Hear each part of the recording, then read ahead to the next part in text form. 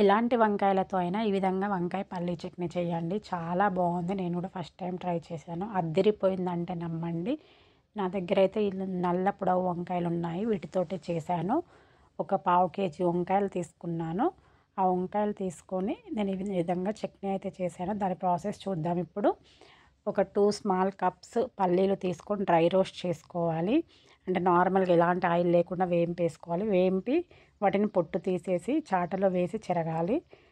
పొట్టు తీసిన తర్వాత చెరిగిన తర్వాత తీసి పక్కన పెట్టుకోవాలి. ఇదిగోండి ఈ విధంగా పీలంతా తీసేసేయాలి.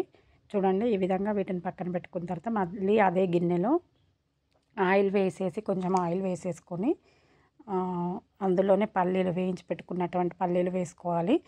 చిన్న ముక్కలుగా కట్ చేసుకున్నటువంటి పచ్చిమిర్చి వేసుకోవాలి. జీలకర్ర వేసుకోవాలి. ఇంకా వెల్లుల్లి నేను పొట్టు తీయలేదు. పొట్టు తీయకుండానే చట్నీలలో బాగుంటుంది అనేసి మీకు ఇష్టం లేకపోతే పొట్టు తీసుకొని వేసుకోండి.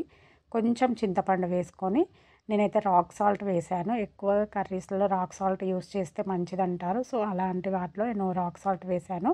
అలాగే పసుపు కూడా వేసేసాను.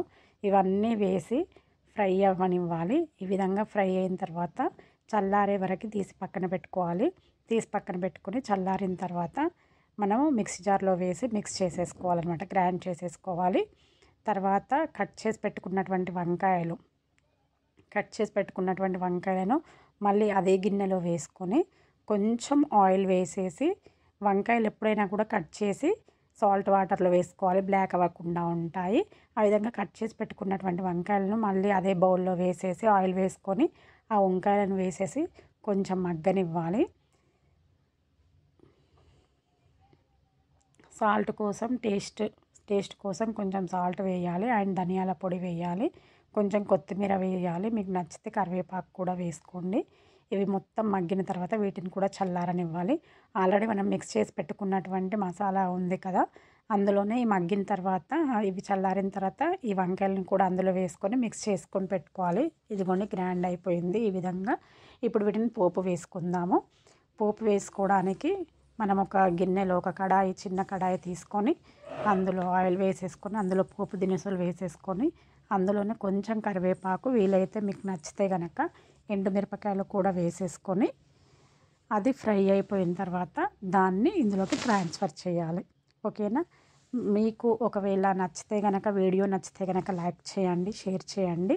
ఇంకా ఎలాంటి వీడియోస్ కావాలో తప్పకుండా చెప్పండి కామెంట్ రూపంలో. మన ఛానల్లో రెసిపీసే కాకుండా వ్లాగ్స్ వస్తాయి, కామన్గా షార్ట్స్ వస్తాయి, నేచర్ వీడియోస్ వస్తాయి, మోటివేషనల్ టాక్స్ వస్తాయి. ఒకవేళ మీరు ఇంకా ఛానల్ని చెక్ చేయకపోతే ఛానల్లోకి వెళ్ళి ఛానల్ని చెక్ చేసేసి ఒకసారి చూడండి. ప్రతి చట్నీలో కానీ పప్పుచారులో కానీ ఈ విధంగా ఇంగువ పౌడర్ వేసుకుంటే మనకు డైజెషన్ కెపాసిటీ అనేది ఇంక్రీజ్ అవుతుంది. సో నేను కొంచెం ఇంగువ కూడా వేసేసుకున్నాను. ఈ పోపును ఈ చట్నీలో వేసేసి కలియబెట్టాను. కిందికి మీదికి కలియబెట్టాను. చక్కగా వేడన్నంలో కానీ చల్లన్నంలో కానీ ఈ చట్నీ వేసుకొని కొంచెం నెయ్యి వేసుకొని తింటే నిజంగా చెప్తున్నాను చాలా అంటే చాలా అదిరిపోయింది. మీరు కూడా తప్పకుండా ట్రై చేసి ఎలా వచ్చిందో కామెంట్ చేయండి. Thanks for watching. Please don't forget to like, share and subscribe our channel. Thank you.